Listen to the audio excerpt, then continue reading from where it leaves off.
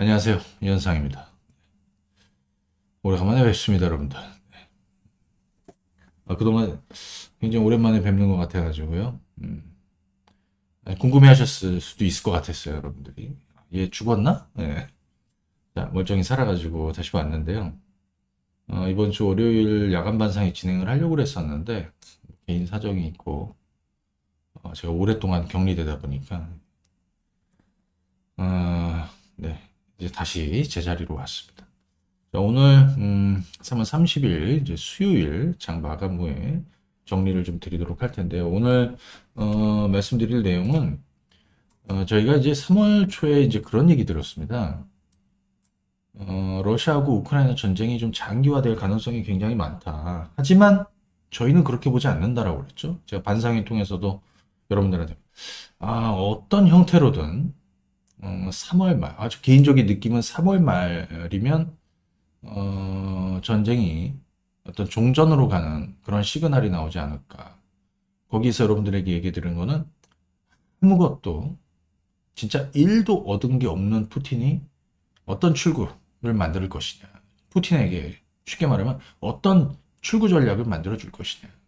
이런 부분을 좀 말씀을 드렸었습니다. 근데 이제 지난 주말을 기점으로 그런 내용들이 좀 스물스물 나오기 시작을 하죠. 그래서 오늘 그 내용과 더불어서 앞으로 이것이 이제 사실 이 부분을 짚지 않을 수 없습니다. 왜냐하면 이것이 이제 증시에 가장 큰 영향을 좀 주고 있었기 때문인 거고요.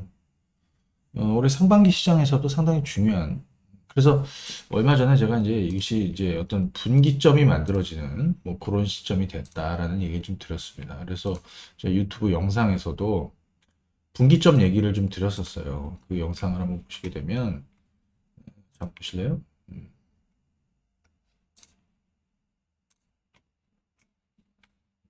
음,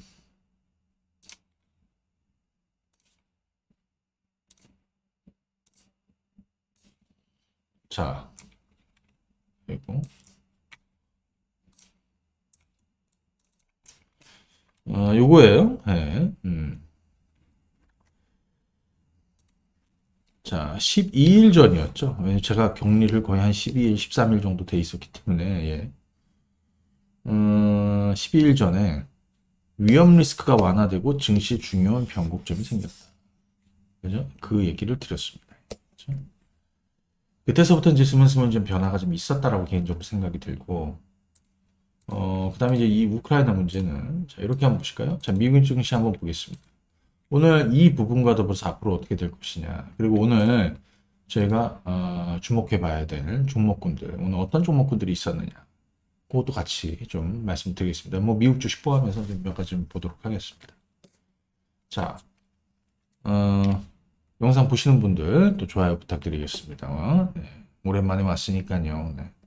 자, 다우 지수는 최근에 이런 상승세를 보여주고 있습니다. 이 두 가지죠. 3월 들어서는 세 가지입니다. 첫 번째, FOMC가 불확실성을 해소시켰다. 그렇죠? 그렇게 될 거라고 그랬고, 두 번째는 러시아 우크라이나 전쟁이 증시에 미치는 영향은 그냥 국제유가를 보면 된다. 국제유가 이 최악이 언제였습니까? 국제유가 130달러를 찍고 꺾였던 시점은 바로 시장이 본격적인 반전이 나온 시점이었죠. 유가를 보면 된다라고 그랬습니다. 이거는 지금 뭐 인플레이션 또 뭐 사실 그 유가, 에너지, 천연가스, 뭐 원자재 가격 뭐 등등등 이것이 다시 공급망으로 불안으로 이어지고 뭐 이런 후유증이 있었던 거지 않습니까? 세 번째는 실질적으로 러시아하고 우크라이나 전쟁이 이런 지정학적 리스크가 언제쯤 해소되고 완화될 것이냐. 이 세 가지인데 첫 번째는 지났고 두 번째도 지나가고 있는 거고 세 번째. 자, 이렇게 되고 있습니다. 그죠? 그래서 증시는 오르고 있습니다. 뭐냐? 그리고 나스닥도 보시면 굉장히 가파르게 올라서 빠진 거예요. 절반. 지수로 따지면 여기 지금 14,500포인트를 이미 넘어섰다라고 볼 수 있습니다. 국제 유가 한번 보겠습니다. 여기 130달러 찍었던 시점이 최악이었지만 증시는 저점이었다라고 말씀드렸죠. 증시는 바닥을 치고 그때서부터 올라왔던 거죠. 최근에 일시적으로 좀 다시 반전도 있었기 당연히 그렇겠죠. 하지만 하향세를 보여주고 있다라는 거. 그렇죠? 네. 자, 지난 주말을 기점으로 시장에서는 조금 변화가 감지됐습니다. 잠깐 제가 한번 보시게 되면, 뭐냐면요. 지난 주말에, 지금 우크라이나 땅덩어리가 이렇게 생겼다. 러시아하고 접경 지역이고, 여기가 돈바스 지역이고, 여기가 키이우고, 여기 크림반로, 여기 폴란드고, 그죠? 네. 뭐 이렇게 보면요. 사실 이 아래쪽, 위쪽, 아래쪽, 옆구리에서, 그죠? 예, 이렇게 해서 전선을, 그죠? 쪼여오던 거 아닙니까? 그런데 지난 주말을 기점으로 러시아는 돈바스에 집중하겠다. 푸틴의 출국. 그냥 간단히 얘기하겠습니다. 푸틴의 출국. 아무 이득 본 것이 없는데, 여기서 푸틴이 철수를 해버리면, 자리가, 대통령직 자리가 위태위태하겠죠. 그래서 푸틴은 어떤 전략으로 나왔습니까? 핵을 가지고 겁을 준 겁니다. 핵무기 사용할 수 있다라고 한 거는 항복하라는 소리가 아니죠. 조금 더 고급지게 생각해 보면 출구를 열어달라는 겁니다. 자, 여기에 반응이 있었다. 그것이 젤렌스키가 러시아는 그래서 야 이쪽이 아니라 자 우리는 이제 명분 원래는 이 돈바스 지역에 친러 자치정부를 친러 정부원을 그죠 인정하고 수립하는 거 그죠 여기를 해방시킨다라는 게 이제 침공 목표였으니까요. 그런데 지난 주말에 젤렌스키는 우크라이나 대통령은 돈바스 지역 기존에는 일체 우크라이나 영토에 대해서는 협상의 여지가 없다라고 그랬는데 이걸 협상할 수 있겠다라고 했습니다. 그러면서 러시아가 원하는 이것과 플러스 우크라이나는 중립국 지위를 그죠? 예. 이렇게 되면 체제 안전은 어떻게 보장받고 우크라이나의 안전은 어떻게 보장받느냐 뭐 이렇게 다시 또 생각할 수 있는데 이건 또 전날에 좀 나왔습니다. 그래서 보시게 되면 자, 이 부분은 여기까지 이제 조금 더 얘기를 해볼게요. 왜냐하면 뭐 이 정도는 얘기하고 해야 예. 자 우크라이나는 새로운 안보 시스템을 이제 보장하는 것을 이제 제안을 했다. 그죠? 예, 이런 내용이 있습니다. 그래서 보시게 되면 음,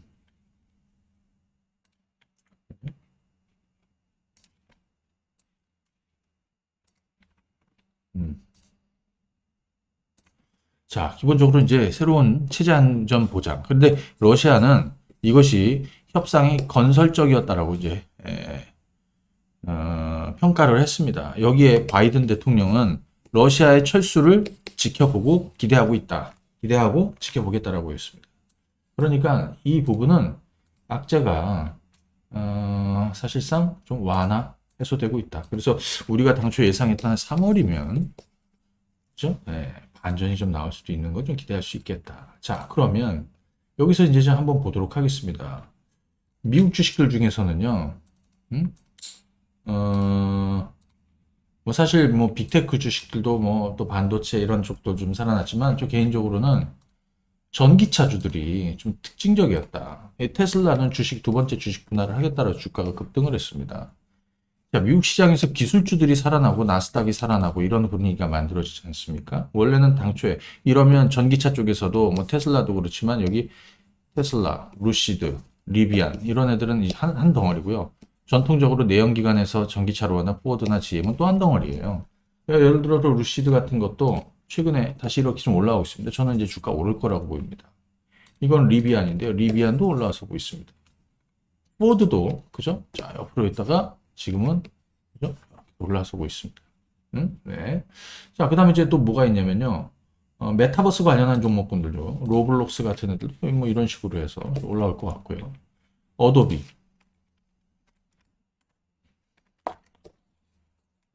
그죠?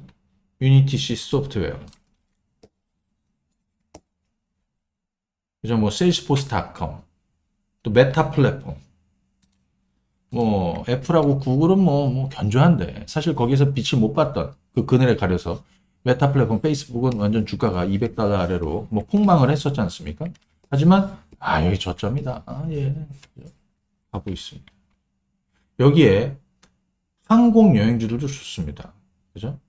요즘 유나이티드 항공 엄청납니다. 그죠? 주가가 지금 제가 요거를 아메리칸 드림 하시는 분들한테 3월 11일 날 매수 의견을 드려 지금 보니까 오늘 종가 기준에 34% 정도 수익 중이더라고요. 그죠? 아직 갈 길이 많이 남아있죠. 아메리칸 에어라인도 제자리 다 찾아왔습니다. 여기는 유가 빠지면서 했던 거 다시 돌려 세웠죠. 이런 애들은 어떻게 돼? 계속 가져야 돼요. 크루즈도 그렇고, 뭐, 보잉 같은 거 당연히 마찬가지고요. 그 다음에 에어비앤비, 부킹홀딩스, 이런 여행주들도, 자, 여기 뭐 정말 좋은 찬스였다라는 얘기도 드렸고요. 그죠? 주가는 박스권 상단으로 가고 있는데, 결국에는 이거, 그죠? 200달러, 뭐 넘어서지 않겠습니까? 그래서, 이런 쪽도 상당히, 뭐, 분위기가 좀 좋았다. 네, 이렇게 좀 뭐, 이 정도만 한번 말씀을 드려보고, 여기에, 반도체 몇 가지 한번 보겠습니다. 근데 솔직히 반도체 같은 경우는 누리고 있는 사람들이 누리는 거지 신규로 들어가서 그건 여러분들이 알아서 자 볼까요?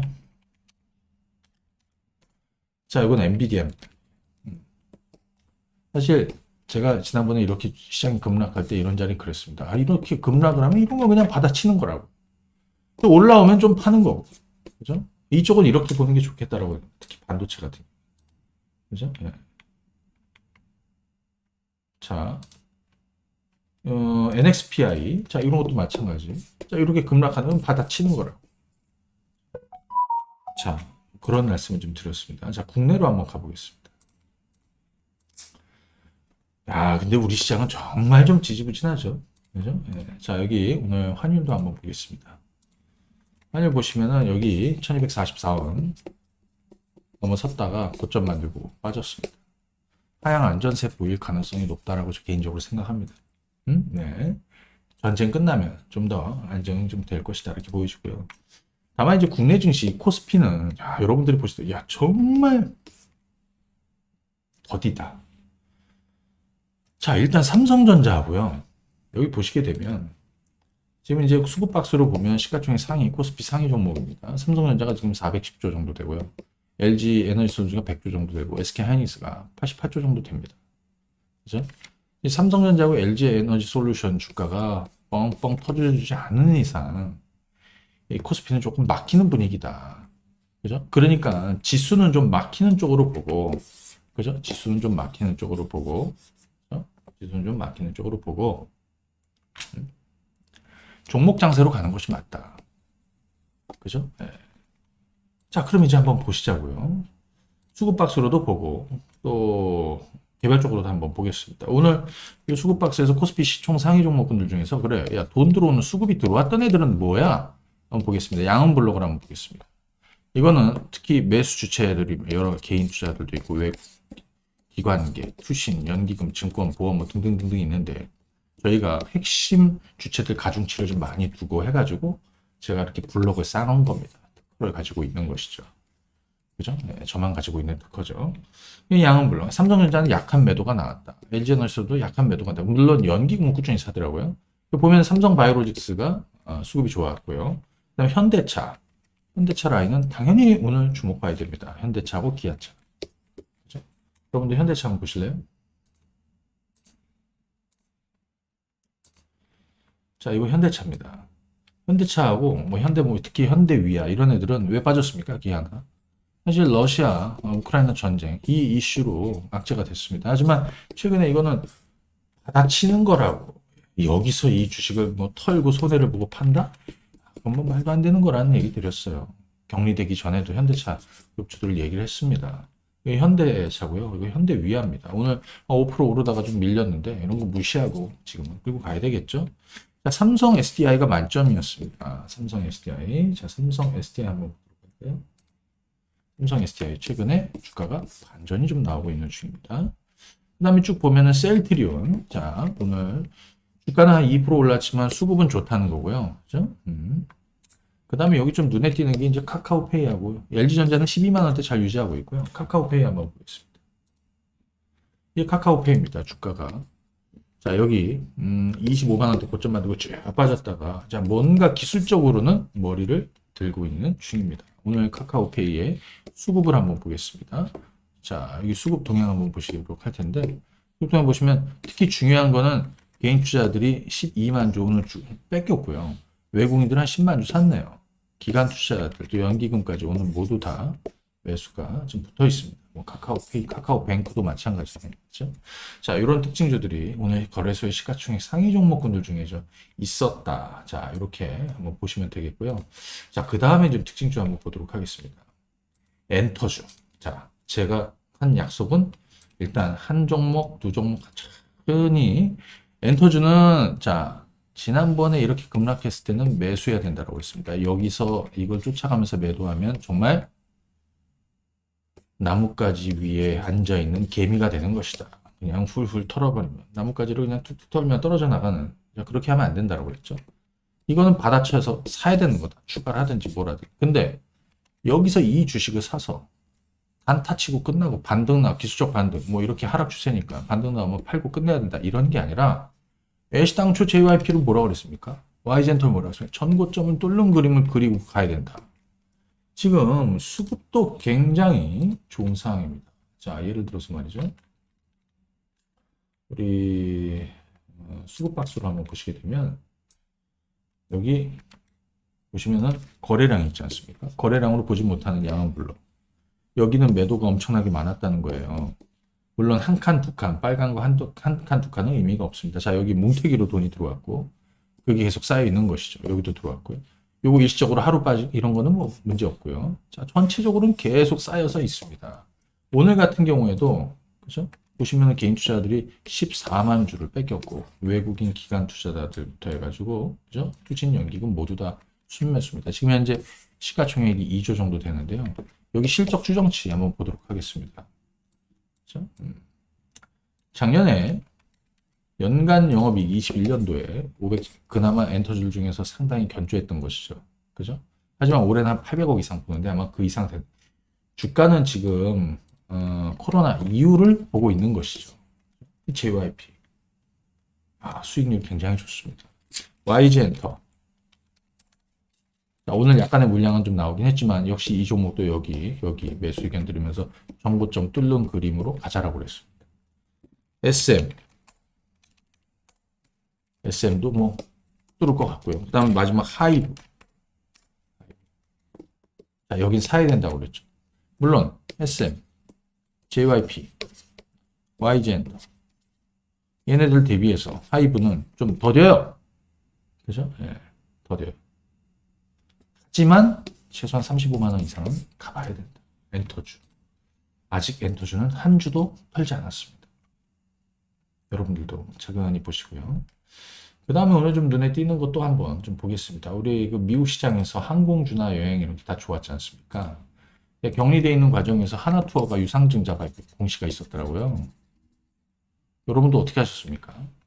이게 아마 그날 반영이 돼서 이날 29일 날 28일이구나. 예. 시가가 마이너스 5%나 떨어졌습니다. 근데 제가 이거 받아내라고 했습니다. 왜? 이건 땡큐죠. 여행업황이 폭발적으로 성장하는 그죠? 시기가 지금은 아니지만 폭발적으로 회복할 가능성이 높죠. 그죠? 앞두고 있죠. 그러니까 이거는 줄기차게 들고 가서 유상증자 이것까지 받아내야 됩니다.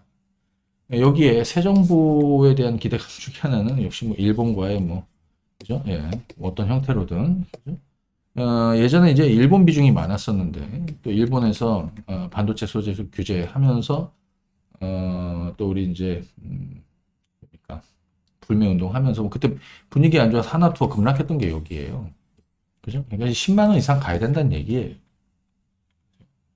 뭐 모두 투어도 오늘 뭐 괜찮고요. 항공주 FSC 아시아나고 이거 바닥 탈출할 것이다라고 보여지고 지네요, 제주항공, 뭐 대한항공 뭐 그럼 다 좋습니다. 이 사이에 또 한진칼은 KCGI 그죠? 예. 자, 요거 지분이 저 호반건설로 넘어갔죠. 근데 아마 그 공시가 있었던 날 주가가 빠졌어요, 여기. 그죠? 주가가 이때 빠졌습니다. 이거는 그냥 나온 거라고 봐요, 개인적으로. 왜냐하면 불확실하니까 어떻게 될지 모르겠으니까. 그죠? 예. 그죠? 하지만 정신을 차리고 보니까 그게 악재가 아니더라. 그래서 주가는 돌고 있는데 역시 한진칼에 최근에 제가 한번 수급 동향 한번 보도록 하겠습니다. 뭐 어떻게 될까요? 응? 참 고민되면 그냥 수급으로 한번 보는 거죠. 한진칼의 수급은 최근 들어서 꾸준하게 자금이 들어오고 있습니다. 블록으로 보더라도 마찬가지죠. 여기 수급 박스에서요. 연속 매집에 가서 연기금 연속 매집을 하니까 20거래일 동안 하루도 쉬지 않고 연기금은 한진칼 주식을 사고 있더라라고 보여집니다. 이게 실제로 최근의 수급 동향입니다. 그렇죠?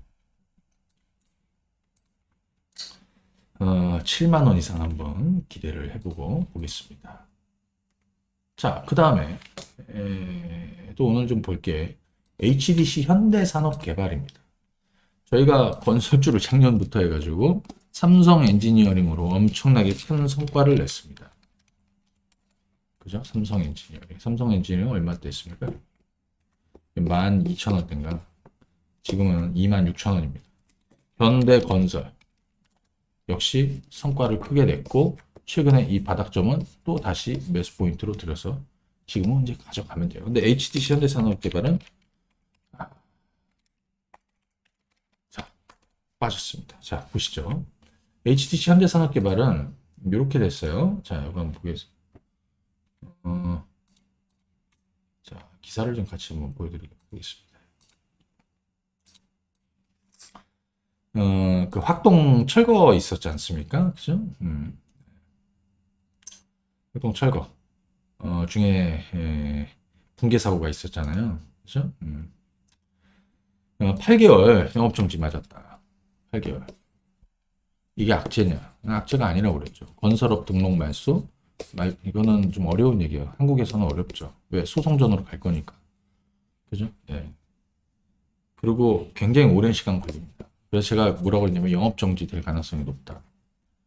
아직 화정 아이파크는 이제 처분을 앞두고 있는데 여기 지금 학동권은 8개월 맞았습니다. 8개월 동안 아무것도 안 하는 게 아니라 기존의 수주 물량은 계속해서 진행하는 겁니다. 신규 영업 활동을 못 하는 거죠. 근데 이것도 당연히 소송전으로 행정소송으로 갈 겁니다. 예. 시간이 지나면 잊혀집니다. 제가 볼 때는 기다렸다가 화정 아이파크 관련한 처분이 나왔을 때 오히려 불확실성 해소로 매수를 잡아야 된다라는 그때쯤 돼가지고 한번 참고하시고요. 그 다음 오늘 유니크. 내가 오늘 2시 40분 조금 지나갔고 우리 회원님들한테 점검하는 푸시면서 오늘 유니크가 변곡점이 나오고 있다. 그죠? 예. 자, 그런데 가뜩이나 또 그때가 여기였거든요. 분차트로 보면. 이거 얼마야? 5,900원 정도 되네요.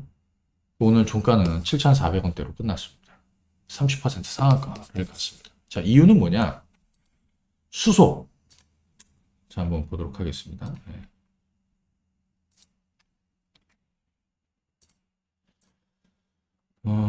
제가 좀 하나 좀 보는 거는, 자, 보시죠. 정부 한미 수소법인 유치통한 수소산업 경쟁력 강화를 추진한다. 여기에 자, 뭐 보시면은 인천시 SK ENS와 플러그 파워, 자, 미국의 수소 1위 업체죠. 저희가 이 플러그 파워를 제가 야간 반상회 때 여러분들한테 한번 언급을 드렸습니다. 그리고 제가 저희 회원님들한테 플러그 파워를 매수 추천을 드려서 지금 홀딩하고 있습니다. 지금 수익률이 굉장히 많이 올라왔어요. 우리가 23달러 2월 중순에 이 가격 20달러에서 23달러 여기는 매수해서 지금까지 보유하고 있습니다. 여기 보시면은 지금 이때가 23달러 24달러였고요. 지금은 30달러 앞두고 있습니다. 그죠? 수익률로는 지금 30% 정도 올라와 있습니다. 근데 아직 매도할 생각은 없습니다. 자, 이때 제가 얘기 드린 게 있습니다. 바이든이 다시 수소로 드라이브를 걸 것이다. 그죠? 근데 우리는 수소 쪽이 어떠냐? 물론 전기차하고 수소차하고 비교를 할 자동차, 오늘 유니크는 수소차 부품주니까요. 수소는 좀 확장성이 좀 떨어지고 좀 있죠. 다만 이런 모멘텀 가지고 움직이는 건데.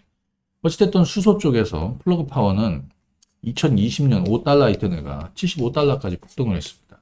어마어마한 수익률. 이때 여러분들이 이 기억을 많이 하실 거예요. 저는 이때 주가가 고점 치고 깨지면서 내가 이 주식을 언제 사야 되나를 기다렸습니다. 그래서 1년을 기다렸고, 그쵸? 여기서부터 여기까지 1년 조금, 한 1년, 한 1개월? 이렇게 기다린 것 같아요. 1년, 1, 2개월. 자, 1년 이상 기다렸더니 나한테 이런 기회가 오는 거죠. 그래서 1년 기다려서 플러그 파워를 매수했고, 지금은 계속 홀딩 중입니다. 참고하십시오. 여기에, 어디 갔니? 아까 유니크, 그죠? 유니크. 또 오늘 상한가고, 유니크 외에 오늘 수소 관련주도 많이 올랐습니다. 자, 내일 아침에 급등해서 출발해서, 개장 초반에 뻗어가면 가는 거고, 그렇지 않으면 물량이 좀 나올 수 있는 거기 때문에, 뒤늦게, 그죠? 내일 만약에 뻥 떠서 간다. 신나가 추격 매수, 예. 하면 안 되겠죠. 그죠? 예. 자, 그렇게 보시면 되겠고요. 그 다음에, 이런 것도 한번 보겠습니다. 리오프닝 주식들이 있습니다. 그죠? 예, 아까 뭐 항공주는 또 뭐 여행주도 있고, 엔터주도 뭐 굉장히 좋았고요. 그 다음에 이제 그 중에서 화장품이 중국 관련해서 부진했는데, 이거 아모레 퍼시픽을 대표적으로 한번 보면, 저점인 거라고 생각이 들어요. 아마 면세 수요도 다시 살아날 것이고, 올해 상저하고로 될 가능성이 높다. 중국하고 관계가 완전 깨져야 되는데, 아마 윤 당선인이 처음에 공약은 사드를 갖다 배치한다고 했는데 현실적으로 이제는 이게 안 된다는 거는 당연히 아실 것 같고 아마 잃는 게 더 많겠죠. 근데 이제 쿼드 가입은 아마 이게 어려울 거고요. 당연히 미국이 바라지 않는 것이고요. 그러면 굳이 뭐 중국하고 관계가 나빠질 거는 아닌 것 같아요. 그러면 결국에는 시간 문제라고 생각이 들어요. 그래서 화장품주들 예를 들어서 아모레 퍼시픽 라인, 아모레 지두거 그 라인이겠죠. 그 다음에 최근에 이미 바닥친 한국콜마, 뭐 코스맥스 이런 애들도 결국에는 따라서 움직인다. 그렇죠? 뭐 다 하면 그러니까 오늘은 여기까지만 하죠. 굉장히 개인적으로 뭐좀 다른 분들보다 오랫동안 격리돼 있어가지고 사실 좀 피곤했습니다. 힘들고 가족들도 못 보고 특히 애기들도 못 보고 그래서 이번 주 월요일은 사실은 야간 반상회를 진행하려고 하다가 그날 이제 제가 집에 갔지 않습니까? 애기들 얼굴이 너무 보고 싶고 무슨 뭐 특별한 내용도 없는데 무슨 뭐 그래서 이번 주는 반상회 진행 못했는데 다음 주에는 또 진행하도록 할게요. 자, 그래도 뭐 그동안 별일 없으셨을 것 같고 그 다음에 또 러시아하고 우크라이나 문제에 있어서는 제가 전망해드린 대로 그죠? 3월 말에는 저는 이 전쟁이 절대 장기화될 거라고 얘기하지 않았습니다. 3월 말, 그것도 3월 말이면 대략 어떤 뭐 종전이든 휴전에 대한 어떤 푸틴의 출구에 대한 이런 신호가 나오게 될 것이다. 그죠? 어찌 될지는 모르지만 한번 또 가보시자고요. 자, 오늘은 여기까지 하겠습니다. 감사합니다.